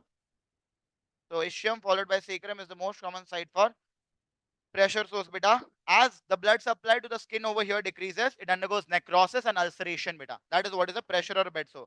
Previous year question, at how much pressure source are formed? It forms around a pressure beta at around 25 to 30 millimeters of mercury. Previous year exam में तुम्हारा option था 30, so your answer was 30 millimeters of mercury beta. Clear? That is important. If they say beta pressure source है किसी patient में, so it is going to happen usually in patients who are admitted in the ICU, the patients who are in coma. Okay, so in those patients or the patients who are having paralysis, paraplegia, quadriplegia, these kind of patients beta. Treatment क्या करोगे pressure source में beta? What is this whitish area over here? Very good. This whitish area over here is the slough beta. That is nothing else but the dead and the necrotic part. We have to remove all this dead and necrotic part called as debridement. Shabash. And after debridement beta, we have to do regular pressing. Okay, until a healthy granulation tissue appears. Done? That is important. If I talk about this, what is this picture over here? This is a case of crush injury beta. So this is usually seen in case of road traffic accidents bache, when the patient sustains a crush injury. Crush injury mein there is complete crushing of the skin and the underlying structures also beta. Now in cases of crush injury beta, the patient has a extreme and a severe pain which does not even get relieved after giving analgesics or painkillers beta. If I just pull the finger of the patient has a lot of pain. What is this likely diagnosis? Shabash. It is a classical case of compartment syndrome beta. So there are two conditions which can lead to crush injury. One is definitely crush injury and second is a closed fracture beta. Okay. So crush injury and closed fracture which is there, both of them, they can cause increased pressure in the osteofacial compartment. And जब osteofacial compartment में pressure बहुत ज़्यादा हो जाता है, it starts compressing the nerves and the blood vessel. As the nerves get compressed, the patient has extreme pain, and as the blood vessel gets compressed, the patient has a lot of edema over there. Clear? So that is what is done beta. So a complication of crush injury has to be compartment syndrome. कितने pressure पे होता है compartment syndrome?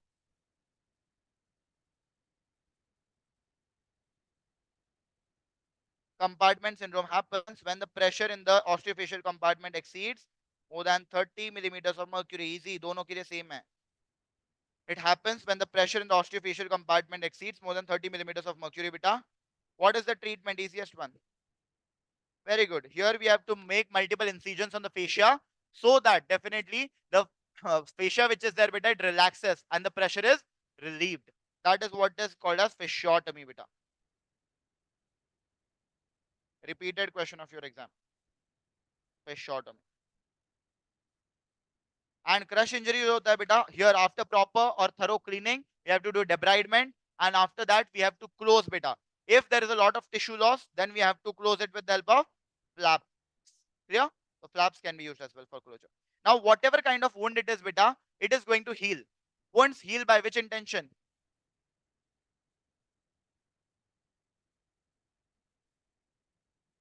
अरे intention पूछा रे.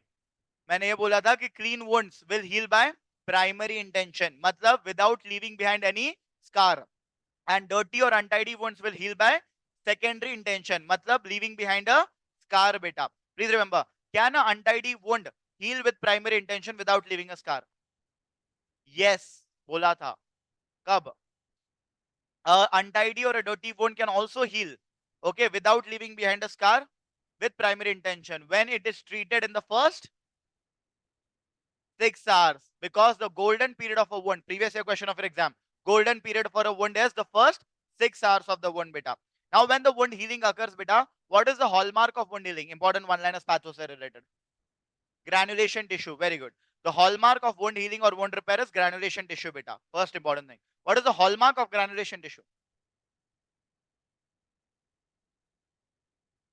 Neovascularization और new blood vessels, बेटा. They are the hallmark of granulation tissue. इसीलिए granulation tissue bleed करता है. ठीक है? Next important, which is the first collagen to appear during wound healing or wound repair? Collagen type 3. The first collagen to appear during wound repair or wound healing is collagen type 3, which is then replaced by collagen type 1. तो पहला collagen हमेशा 3, बेटा.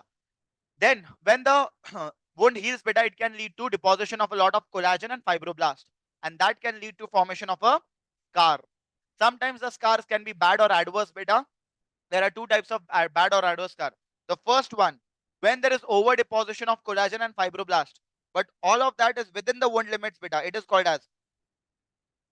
So if the over deposition is within the wound limits, beta, it is known as hypertrophic scar. But if that over deposition exceeds the wound limits, it grows beyond the wound limits, then it is called as a keloid scar, beta. It extends beyond the limits. ठीक है? बाहर grow होता है limits के भी.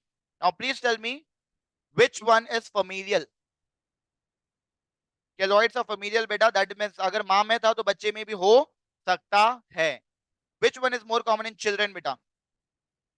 Hypertrophic scar is more common in children, whereas keloid is more common in young adults, beta, that is 10 to 30 years of age, more commonly in females. Which one is more common in the black or the Afro-Caribbean race? Very good. The more common in the black or the Afro-Caribbean race has to be the keloid scar, beta. If they ask you which is the most common site for hypertrophic or a keloid scar, दोनों के लिए. The most common site for hypertrophic or the keloid scar has to be the sternum. Why? Less. Where do you get scars usually? Sternum, elbows, knees. Why? Very good. Because these are bony prominences, beta. Do you have enough muscle over here? No. And muscles bring blood supply. हमें पता है ये बात. तो यहाँ पे blood supply कम होगा, and therefore the wound healing will not be proper. That may lead to formation of bad or a adverse scar, beta. Clear? That is important. ठीक है? If they ask you hypertrophic scar, beta, management is nothing else but massage with moisturizing cream. Reason is Q. We know that hypertrophic scar undergoes a spontaneous resolution. अपने आप ठीक हो जाता है. तुम कुछ नहीं करोगे तो भी चला जाएगा. ठीक है? That is important. But keloid scar, if I talk about, beta, ठीक है, what is the treatment of choice?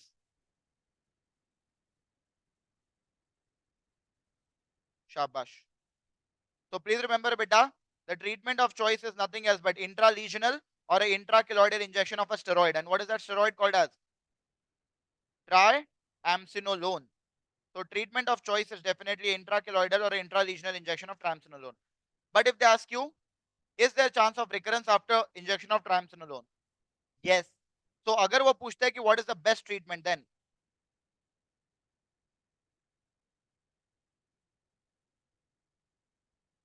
निकाल दो ना, surgical excision followed bye, very good, followed by interstitial radiotherapy बेटा, मतलब एक रेडियो एक्टिव कोबाल्ट रख दो बेटा which will emit radiations and burn that base. So will there be any chance of recurrence? No. That is important. तो दोनों में difference है. Treatment of choice is definitely intrakeloidal injection of triamcinolone, but best treatment अगर पूछा जाए without any recurrence, answer has to be surgical excision followed by interstitial radiotherapy. Clear? Done. चलो, तुम्हारे examiner का फेवरेट, अल्सर्स एंड स्वेलिंग्स. पहला वाला ulcer बेटा, it is a superficial ulcer with sloping edges. Diagnosis, मैंने हमेशा बोला अल्सर्स के लिए सबसे इंपॉर्टेंट चीज क्या होती है? एजेस या मार्जिन. जिसको एजेस और मार्जिन पता हो अल्सर का डायग्नोसिस बना लेगा. क्लियर? तो दैट इज इंपॉर्टेंट बेटा. सुपरफिशियल अल्सर और shallow ulcer with sloping edges, answer is definitely venous ulcer बेटा. ठीक है? पीनस अल्सर के लिए what is the most common cause? Very good. The most common cause is venous hypertension or varicose veins, where the superficial veins of the leg undergo dilatation. Due to that, a lot of deoxygenated blood stays over there, and therefore the skin does not receive enough oxygenated blood, causing necrosis and ulceration. Beta. Clear? So varicose veins is the most common cause of venous ulcer. Important is beta, as I told you, venous ulcers are superficial or deep? Superficial, that is shallow. And which kind of edges? Sloping edges, bache. Please remember that. Okay? In cases of venous ulcer, if they ask you, beta, that what is the treatment of a venous ulcer? What is your answer? Very good, beta. The treatment of venous ulcer is nothing else but Bisgard regime, bache. Bisgard regime में you have to educate the patient to take care of the wound. Proper dressing करनी होगी. Second, limb elevation to prevent pooling of blood. And third, elastic compression stockings to avoid varicose veins. Clear? So that has to be done in Bisgard regime. नाम याद रख लो Bisgard regime. What is the most common side of venous ulcer? Another PYQ. Very good. The area above the medial malleolus, beta, and this area above medial malleolus is known as Gator's area of leg, biche. It is the Gator's area of leg.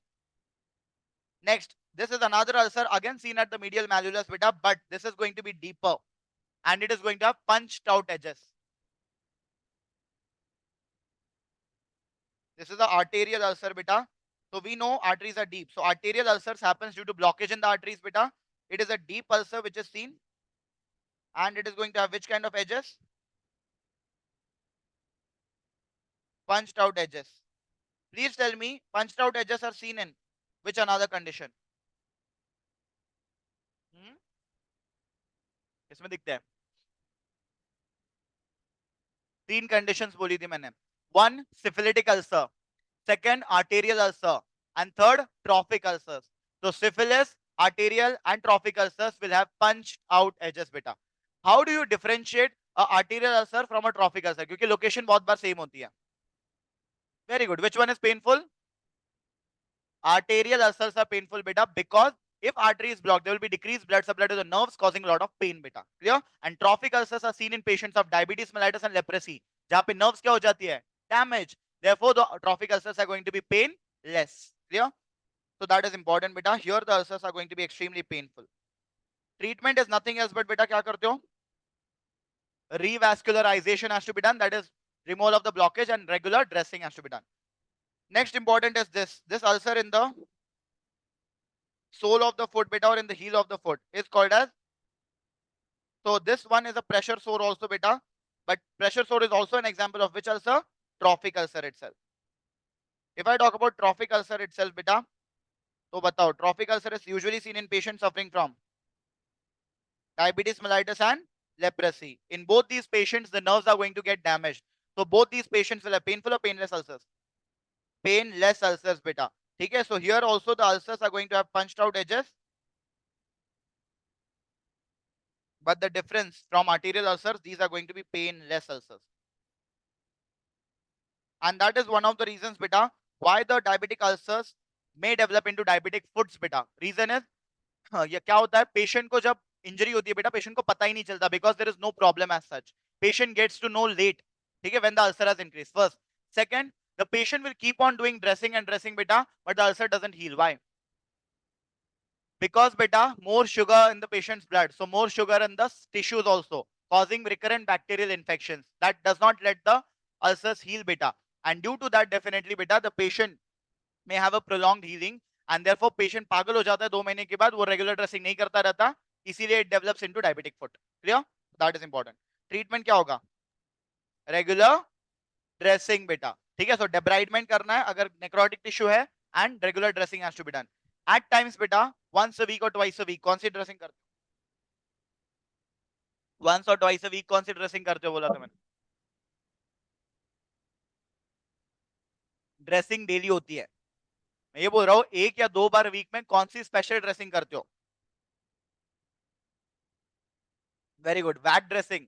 वैक dressing मतलब बेटा vacuum is created at the wound side. Reason is जब vacuum create होगा, more blood flow will be there towards the wound बेटा, and it will help in better wound healing. Vac dressing करी जाती है। Clear? Next, classical sarkari question. There is a burn scar over which a wound is going to or ulcer is going to develop. So, July 2023 question, beta, it is a classical case of Marjolin ulcer. So we know that Marjolin ulcers are going to develop over a burn scar. हाँ, ये मत याद रखना कि बस burns के ऊपर ही जो develop होता है वो Marjolin से, ऐसा नहीं है. Commonly it develops over a burn scar, but does not mean कि always it develops over a burn scar.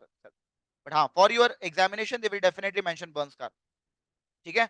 So it develops over a burn scar or a burn wound beta, and Marjolin ulcer can be painful, can be painless. Important. Why Marjolin ulcer is so much important for us? Because it is pre-malignant. Yes, it is the only ulcer which is pre-malignant. That means which can develop into a malignancy or cancer. कौन से cancer में? It can develop into a squamous cell carcinoma of the skin beta. Therefore it is important for us. And इसीलिए बेटा बाकी ulcers में did we do any biopsy? No. But for the diagnosis of a Marjolin ulcer beta, biopsy is a must, because we have to see whether it is only ulcer or it has already progressed into a cancer. Treatment बाकियों के लिए हमने हमेशा बस dressing की बेटा, but इसके लिए ड्रेसिंग के साथ साथ क्या करोगे? ड्रेसिंग के पहले wide local excision. We have to remove the ulcerative lesion beta with some normal margins. That is called as wide local excision. Clear? Next important. This is a bacterial infection beta. So both of these are bacterial infections itself. Only the difference is site is different over here. One is the bacterial infection in the क्या बोलते हैं उसको?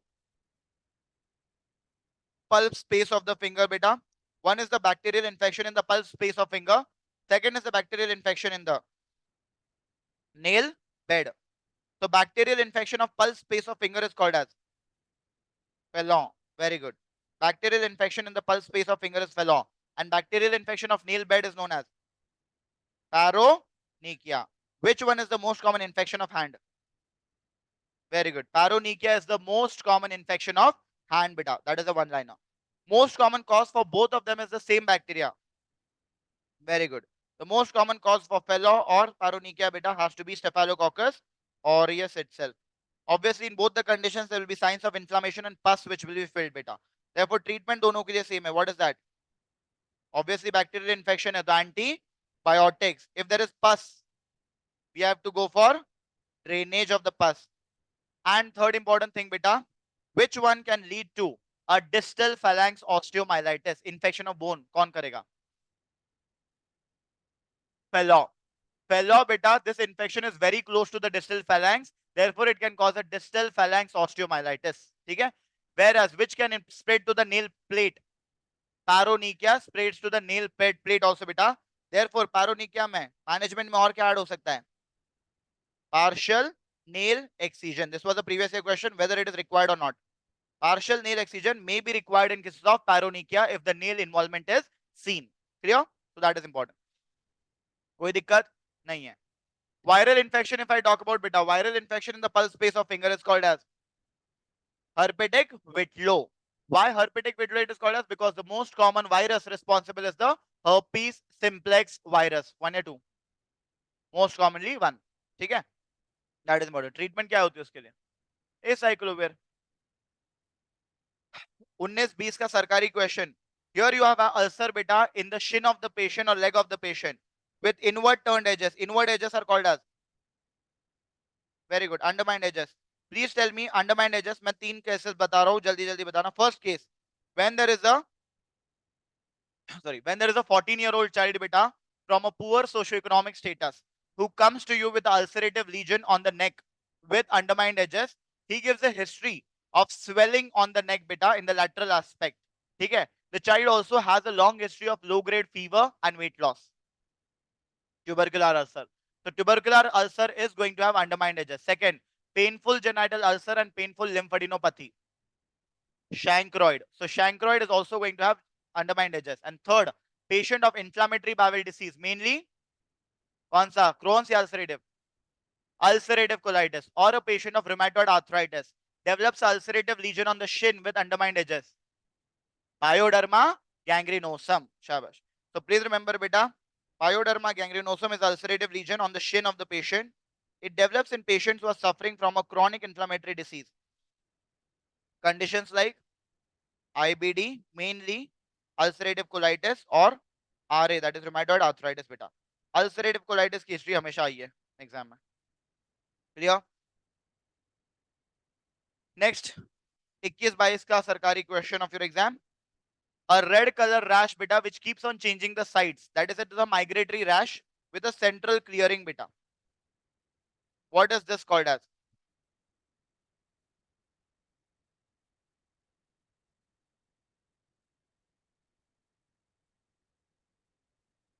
तुम रात भर सोयो नहीं हो क्या? हैं? नहीं नहीं, मैं वही बोल रहा हूँ कि इतनी जल्दी तुम्हारी एनर्जी ड्रेन हो गई तो मैं सुबह से क्लास लेके आ रहा हूँ. मुझे समझ नहीं आ रहा कि तुम्हारी एनर्जी इतनी जल्दी गई कहाँ. खाना खाया? ठीक है, नहीं खाया तो खा लो भाई. ठीक है, तो ऐसे अगर बैठोगे तो तुम्हें भी नींद आएगी और मुझे भी सुला दोगे. ठीक है, तो be active in the class. ठीक है, so necrolytic migratory erythema beta is this condition. Please tell me, necrolytic migratory erythema is commonly associated with which tumor? Very good. Necrolytic migratory erythema beta, it is very commonly associated with glucagonoma, and this has been a very special very important question beta. Recent NEET PG 2023, but उसके पहले तुम्हारे exam में दो बार पूछा जा चुका है. ठीक है, so it is associated commonly with glucagonoma, a tumor arising from which cells? Alpha cells of pancreas. तुम्हारे एग्जाम में इमेज बेस्ड क्वेश्चन था, सेकंड टाइम एसोसिएशन पूछा था ग्लूकागोनोमा के साथ. नीट पीजी में बस इतना चेंज कर दिया, it is associated with a tumour arising from which organ? Answer was pancreas. ठीक है, तो इतना डिफरेंस है. Next important is this patient बेटा who comes to you with a severe necrosis of the muscles, a lot of foul smell and these gas filled blisters beta. It is a case of gas gangrene. Most common cause Clostridium perfringens. So it is due to Clostridium perfringens, previously called as Clostridium welki. Very good. Important is in gas gangrene beta, there will be muscle necrosis as well. Therefore, there's a lot of foul smell which comes beta. And as it is a necrotizing infection, here the inflammation in the body will be very, very severe. And when the infection or inflammation spreads throughout the body, causing failure of organ one by one, that is called as sepsis. That is known as sepsis. So a patient of gas gangrene can commonly go into sepsis beta. That has to be remembered. When a patient of gas gangrene is brought to you, treatment क्या पहले investigation क्या करोगे बेटा? Diagnosis के लिए what we have to do?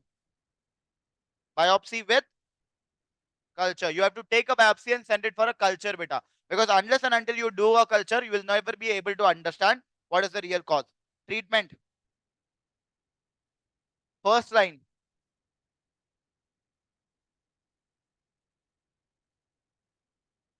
Basic resuscitation, because the patient can go into sepsis and therefore into septic shock. तो यहाँ पे वो ट्रिक करते हैं बेटा, फर्स्ट लाइन पूछ लेंगे तो answer has to be basic resuscitation, airway, breathing, circulation. Clear? That is important. Once your patient is stable बेटा, देन डेफिनेटिव मैनेजमेंट क्या होगा? नेक्रोटिक चीजें रखते हो क्या? निकाल दो. दैट इज amputation. So debridement and amputation has to be done. Clear? Now, if I talk about a superficial necrotizing infection, beta, this superficial necrotizing infection only reaches up to the fascia as well. Only reaches up to the fascia beta. It is called as necrotizing fasciitis beta. Now, there are two types of necrotizing fasciitis which are given in the images. One necrotizing fasciitis of the scrotal sac is called as Fournier's gangrene. Okay? So please remember, one necrotizing fasciitis of the scrotal sac is known as Fournier's gangrene beta. This is very commonly asked in NEET, FMG examination, Fournier's. And recent NEET PG 2022 or 3 question, it was this. Very good. Necrotizing fasciitis of the abdominal wall, यही picture था. What is this? Meleney's gangrene बेटा. ठीक है, तो Fournier's gangrene is in scrotum, Meleney's gangrene is in the abdominal wall beta. Clear? That has to be remembered. Please tell me, in cases of Fournier's gangrene or Melanie's gangrene beta, treatment is what? क्या करोगे? Treatment has to be removal of the dead necrotic tissue called as debridement. Obviously, it is bacterial infection, so anti that to IV. So IV antibiotics. ठीक है? Please tell me, will a orchidectomy be done? No, orchidectomy or removal of testis is never required in a case of Fournier's gangrene because it is a superficial infection only. Please remember that. Clear? Now, important is if I talk about sepsis, beta, तो हमें पता है कि when there is an infection in the body, beta, to protect yourself, the body is going to lead to, the body is going to cause inflammation. So, inflammation is actually a protective response of your body unless and until it goes beyond your control. When the inflammation goes beyond control and it involves multiple organs of the body, it is called as SIRS, Shabash. That is systemic inflammatory response syndrome. In systemic inflammatory response syndrome, beta, the inflammation spreads throughout the body and involves multiple organs of the body. So therefore, the patient's BP may decrease, heart rate may increase, respiratory rate may increase, then temperature may fall or it may rise, TLC count may fall or it may rise. All of these features we have discussed. SIRS के diagnosis के लिए, how many minimum parameters should be positive? Minimum 2. Minimum 2 parameters should be positive beta for a diagnosis of SIRS. Now, when my patient is having an infection, for example, ulcer दिख रहा है तुम्हें यहाँ पे. If there is a documented infection or there is a visible infection, along with that, my patient is having features of systemic inflammatory response syndrome. Together, that is what is called as sepsis. So, sepsis is nothing else but a documented infection beta or a known foci of infection along with features of SIRS. Together, that is known as sepsis. Simple terms में ये याद रख लो, sepsis मतलब जब infection पूरी body में फैल जाता है. Easiest one to remember. ठीक है? Now important is beta if I talk about septic shock. If I talk about septic shock beta, please tell me क्या होता है? Sepsis plus hypotension. Very good. When beta, due to sepsis or due to inflammation, my patient's BP starts dropping and there is a hypotension, that is called a septic shock. Why the BP drops in cases of sepsis? We know beta there is a inflammation. What is the hallmark of inflammation? More important than vasodilation? Increased vascular permeability. The hallmark of acute inflammation is increased vascular permeability beta, and increased vascular permeability matlab the vessels will become leaky. As the vessels become leaky beta, a lot of fluid leaks out, and as all these fluid leaks out, the amount or volume of fluid in the vessel decreases, causing low BP or hypotension in my patient. Okay, that will cause septic shock. Please tell me, in cases of septic shock beta, what is the management?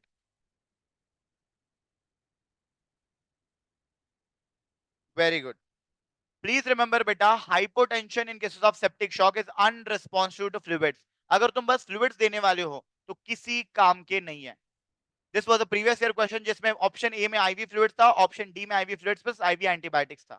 Reason बेटा, जब तक antibiotics नहीं दोगे, the inflammation will not stop and this leakage will continue. तुम fluid देते रहो, वो बाहर जाता रहेगा. Clear? Patient's BP will never improve. So treatment of septic shock always has to be IV fluids plus IV antibiotics beta. Clear? Now, we know better when a patient comes to us with sepsis, how do we assess the severity of sepsis? कि whether the patient is having mild, moderate or severe sepsis. ये कैसे पता चलेगा? With the help of beta a score that is going to assess 10 parameters in your body. And that score is called as SOFA score. Please tell me beta, SOFA score का full form क्या है? SOFA का? Either I can say sequential or sepsis related organ failure assessment score. Yes. So sepsis related or sequential organ failure assessment score, which is there beta, it is called as a SOFA score. And it will tell you about the severity of sepsis based on how many organs have been involved beta in the sepsis. ठीक है? But beta, normal जो SOFA score है इसमें 10 parameters है. Is it possible for you to assess all these 10 parameters in emergency? No. तो emergency में we only focus our attention towards the three most important organs. One is CVS, second is CNS and third is respiratory बेटा. ठीक है. And this type of a SOFA score where only three parameters are assessed, it is called as Q SOFA score, where Q stands for quick sequential assessment of organ failure बेटा. ठीक है. Q SOFA score का mnemonic बार या फिर GB road. शाबाश. तो important is बेटा, if I talk about क्या हुआ, तो बार और जीबी रोड बेटा. B stands for what? Systolic blood pressure less than 100 millimeters of mercury बेटा. Second, A for altered mental status, and we know mental status or neurological status of the patient is assessed with the help of GCS in the patient beta. So instead of altered mental status, option में GCS भी हो सकता है, please remember that. ठीक है. And R for respiratory rate more than 22 breaths per minute beta. Clear? So that is important. So B for systolic blood pressure less than 100 millimeters of mercury, A for altered mental status, yeah, G for GCS, and R for respiratory rate more than 22 breaths per minute. Tachypnea. Clear? This is a classical feature beta. Option एक तो SOFA score या Q SOFA score. How it comes? All of the following are parameters of Q SOFA except, या फिर in the recent NEET PG it was options दिए थे बहुत सारे कि GCS, altered mental status, and SBP and all of that. So you have to choose a correct option. Clear? Surgical swellings, ये सरकारी बच्चा बताओ कौन है ये. So definitely a swelling which arises beta due to collection of epithelial elements or skin elements beta. This is called as a dermoid cyst. It is a fluctuant swelling. How to differentiate it from sebaceous cyst beta? Very good. Both of them are fluctuant swellings. But please remember, dermoid cyst will not have an opening. It will not have a punctum beta. And कोई paste like material बाहर नहीं आएगा. That is what is a dermoid cyst. Most common site either same. Lateral canthus of eye. So most common site for dermoid cyst is lateral canthus of eye. Treatment: surgical excision. So both of these are previous year questions beta. One, spot diagnosis by image, and second, treatment. Answer is surgical excision. Yeah. Next, in the areas beta where we have hair follicles, we also have another glands called as sebaceous glands. We know that sebaceous glands always open along with hair follicle. So if the hair follicle duct gets blocked beta, will the sebaceous gland be able to drain? All the secretion of sebaceous glands collect inside it, causing a formation of cyst called as sebaceous cyst beta. If I talk about sebaceous cyst beta, it is usually seen at sites of hair follicle. What is the most common site? One is scrotum, second is